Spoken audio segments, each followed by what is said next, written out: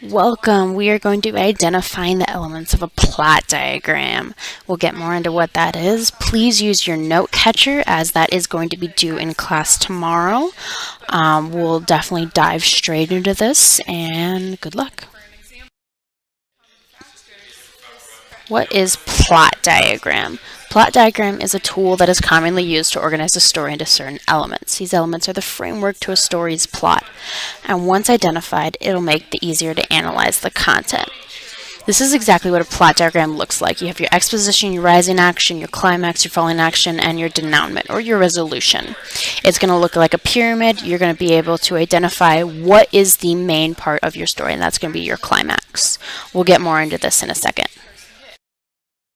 So the elements to plot they're going to be a couple things. First is the exposition, or the introduction if you'd like. And what's going to happen is it's going to introduce all of your characters and things like that. We'll dive into that a little bit later.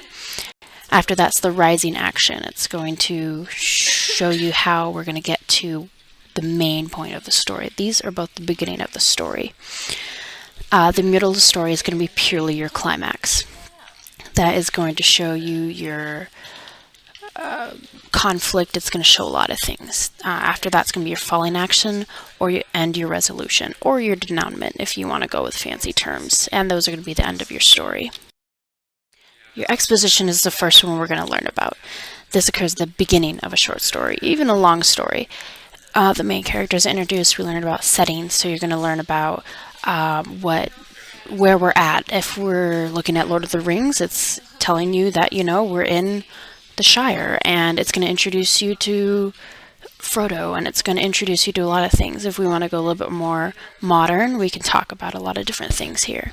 But the main point is that you were introduced to the characters, to the settings, and it's going to set up everything that's going to happen after that. This is your rising action.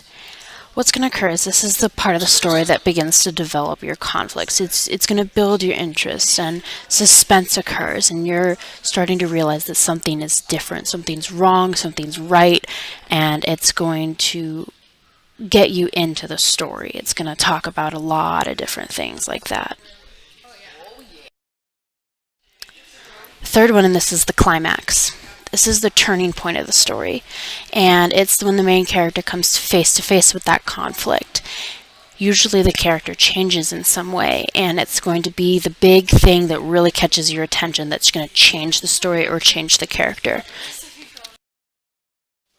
This is going to be your falling action, and this is where all your loose ends are going to be tied up. It's the conflict and the climax are going to be taken care of by the characters. It's what happens after the big thing, and usually your falling action and your resolution are going to be a little bit shorter than your rising action and your exposition, because all they're doing is just tying up all your loose ends.